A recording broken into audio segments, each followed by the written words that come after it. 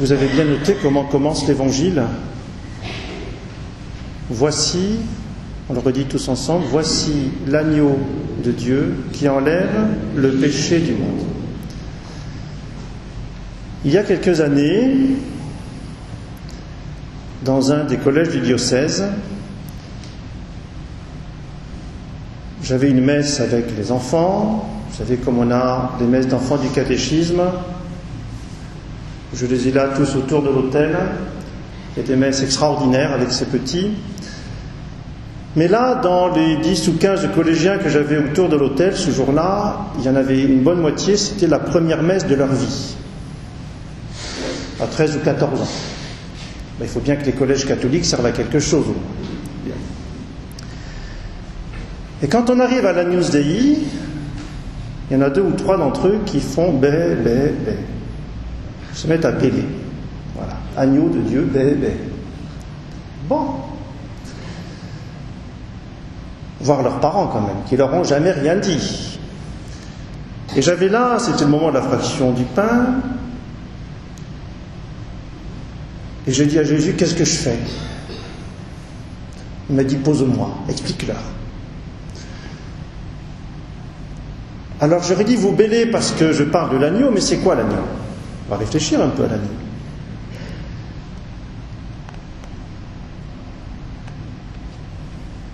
Alors redites-moi un petit peu. Donc l'agneau, il a 3 éléments quand même. C'est d'abord le signe de l'innocence. C'est l'animal du sacrifice, et puis on le mange. On va faire une petite révision. Où est-ce que vous trouvez l'agneau dans la Bible? Alors dites voir là, on n'est pas très nombreux, on peut parler. Abraham, oui, mais avant. Où est-ce qu'il est le premier agneau de la Bible? Caïn et Abel. Caïn et Abel. Caïn qui offrait des fruits pourris, on va dire, que la fumée de son sacrifice tombait vers la terre, et Abel, fils de... Caïn et Abel, les premiers fils d'Adam et Ève. Bon. Abel offrait lui les plus beaux agneaux de son troupeau, pour dire comment Dieu agrée ce sacrifice. La fumée de son sacrifice montait tout droit vers le ciel. Abel avait compris, par une intuition spirituelle extrêmement profonde, que l'homme est tout entier dépendant de Dieu, que l'homme est tout entier tourné vers Dieu. Abel avait compris dans une intuition très profonde que le péché de ses parents, qui était de se couper de Dieu, il fallait le surmonter, et que pour surmonter la coupure avec Dieu, il fallait se redonner à Dieu, remonter vers Dieu, et comme il ne pouvait pas se tuer lui-même, il ne pouvait pas se donner lui-même, il avait trouvé cette expression de trouver ce qu'il avait de plus beau, et dans son métier de pasteur, trouver le plus bel agneau.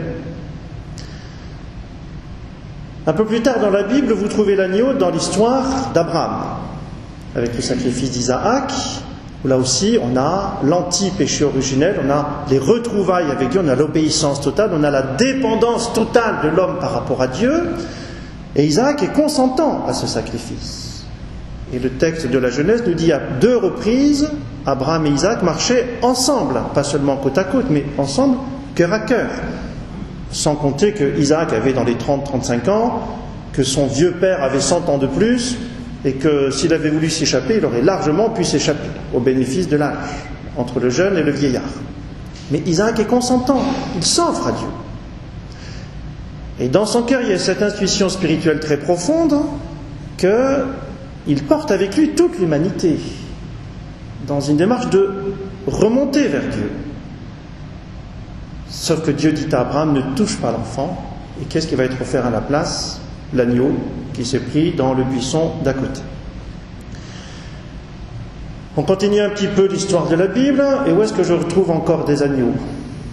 Très clairement avec Moïse.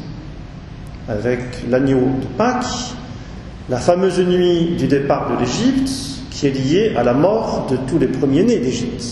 D'accord ? Et cette nuit-là, le 14e jour du mois de Nisan, au coucher du soleil, vous immolerez l'agneau, un agneau par famille, un agneau sans tache, d'1 an, un mâle, et vous l'immolerez donc sans lui briser les os, mais en recueillant le sang pour mettre sur les portes, et puis vous le retirez au feu et vous le mangerez debout, en tenue de voyage, la ceinture au rein, le bâton à la main, etc. Cet agneau, il est immolé dans une injustice absolue. Qu'est-ce qu'ils ont fait tous ces agneaux, de l'agneau du temps de Moïse et puis de tous les sacrifices du temple ensuite? Ils n'ont rien fait. Qu'est-ce qu'ont fait les premiers-nés d'Égypte pour mériter de mourir tous ensemble cette nuit-là? Il y a quelque part une injustice terrible, qui choque d'ailleurs les enfants quand on raconte ça au catéchisme la première fois. Il y a un côté très, très, très dur d'ailleurs dans cette mort des premiers-nés d'Égypte. Bien. Et quelque part, ils sont accompagnés de la mort de ces agneaux. Et il y a la libération du peuple en échange. Il y a un prix, il y a un échange, en quelque sorte. Et puis après l'histoire de cet agneau qui précède la traversée de la mer Rouge et l'exil et l'exode, on a tous les agneaux qui vont être offerts au temple pendant des siècles et des siècles.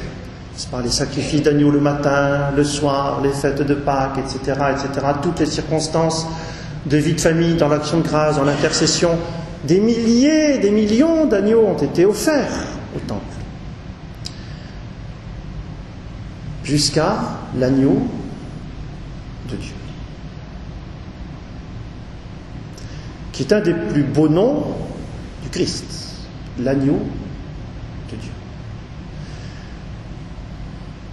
Parce que Jésus est justement celui qui est parfaitement innocent. Jésus est offert en sacrifice. Il est destiné à être notre nourriture. Et la mort du Christ sur la croix, il n'y a pas plus injuste, elle est encore plus injuste que celle des premiers-nés d'Égypte. Elle est infiniment plus injuste que la mort de tous les agneaux du monde. C'est la mort du Fils de Dieu, dans son humanité. Et qu'est-ce que ça veut dire? Qu'à la fois ça soit parfaitement injuste, et qu'à la fois, comme disait Jésus la semaine dernière à Jean-Baptiste, il nous faut accomplir toute justice. Je crois que la réponse, nous l'avons dans la première lecture aujourd'hui, où Dieu dit à son serviteur, c'est-à-dire à Isaïe, mais à chacun d'entre nous, tu as du prix à mes yeux. Tu as du prix à mes yeux. Et quel est ce prix de ton âme, de ton corps, de ta personne, de ton humanité? Ce prix, c'est la vie de mon Fils. Enfin, je ne sais pas si on réalise ce que je suis en train de dire. Moi-même, je ne sais pas si j'arrive à réaliser. Ma vie a un prix. Votre vie a un prix. Toute vie humaine a un prix. Et c'est le prix de la vie de Jésus, Fils de Dieu. Dieu a tant aimé le monde,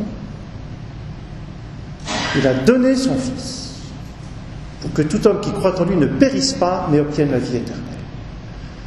Et on parle de rachat, on parle de rédemption, qui veut dire le rachat. Dieu nous a rachetés avec ce prix infini, qu'est la vie, le sang de son Fils.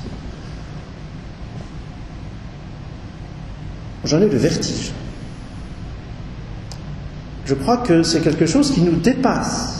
Nous recevons cette réalité de toute l'histoire de la Bible, nous la recevons dans la foi. Alors maintenant, comment est-ce qu'on va la mettre en œuvre? Ma vie a le prix de Dieu. Toute vie est sacrée.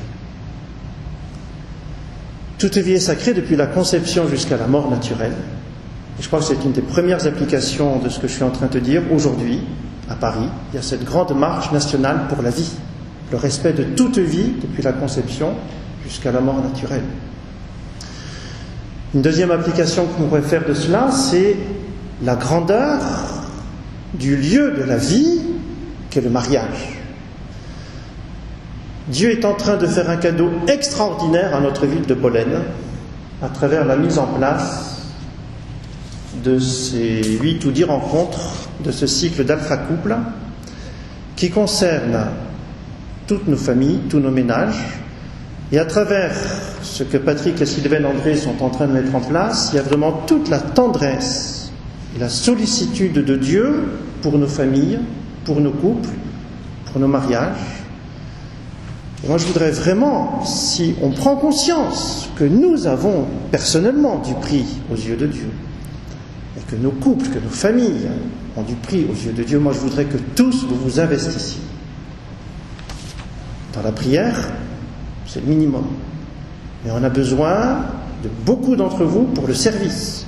Et puis j'ai besoin de tous, absolument tous, sans exception parmi vous, pour prendre au moins 1 ou 2 prospectus et le donner à tel ou tel de vos proches, dans des familles, des couples que vous savez, proches de vous, qui sont dans la joie ou dans la difficulté, peu importe, mais pour leur dire, ça c'est pour vous. Voilà. Et ça, c'est chacun d'entre vous, cœur à cœur, tête à tête, les yeux droits dans les yeux de votre voisin, de vos amis, de vos enfants, de vos petits-enfants, que sais-je, pour dire, voilà, ça, il y a un cadeau de Dieu pour toi, qu'est-ce que tu vas en faire? Mais je pourrais envoyer tout ça par la poste. J'en ferai peut-être quelques-uns. Mais la mission de l'Église, c'est pas les PTT. La mission de l'Église, c'est les chrétiens. Et c'est ce que saint Paul vient de nous dire dans sa lettre. Il écrit à Corinthe, voilà, vous êtes l'Église de Dieu, vous êtes sanctifiés dans le Christ Jésus. Eh bien, je vous souhaite la grâce et la paix. Et saint Paul continue toute sa lettre aux Corinthiens pour dire, partez en mission. Allez dire cette grâce de Dieu. Voilà, si nous sommes conscients que nous avons du prix aux yeux de Dieu. Si vraiment Jésus a donné sa vie pour moi, eh bien cet agneau de Dieu, je vais le dire aux autres. Votre vie a du prix. Vous êtes peut-être découragé dans votre vie spirituelle, dans votre vie tout court, dans votre vie de couple. Vous êtes découragé. Vous avez du prix aux yeux de Dieu. Allez le dire aux autres. Et puis si nous avons du prix aux yeux de Dieu et que le prix de nos vies, c'est le sang de son Fils, c'est l'agneau de Dieu, on va redire tout au long de la messe, on l'a déjà chanté dans le Gloria, on va le retrouver tout à l'heure à la fraction de l'hostie. Écoutez, j'ai été tétanisé il y a 2 ou 3 jours par l'un d'entre nous justement qui n'est pas là ce matin et qui vient me porter un papier au bureau et qui me dit, je lui dis, tiens, je suis content de vous voir, bonne année, tout ça, parce que ça fait plusieurs semaines que je ne vous vois plus. Alors peut-être vous étiez parti pour Noël, à Toulouse, à Dunkerque. Non, il me dit, maintenant je regarde la messe à la télé. Alors qu'il marche aussi vite que moi quand même. Hein. Bon. Je dis, oui, mais à la télé, vous n'avez pas la communion. Elle me dit, si. Parce qu'au moment de la communion à la télé, je vais prendre un petit bout de pain à la cuisine. Je suis resté sec. Alors si vous en êtes là, surtout venez pas communier tout à l'heure. Venez d'abord dans mon bureau, je vous ferai lire quelques pages de la Bible, quelques pages du catéchisme, mais la communion, c'est pas un bout de pain à la cuisine, bon sang. Des chrétiens pratiquants de ma paroisse de Bolène me disent ça, je suis tétanisé. Tétanisé. Non mais franchement, j'en ai la chair de poule. Alors j'espère que vous croyez, que vous recevez que l'hostie que nous recevons, c'est plus du pain, c'est la réalité, la présence réelle de Jésus dans son corps, son sang, son âme. Et si vous ne le croyez pas, venez pas communier. De grâce.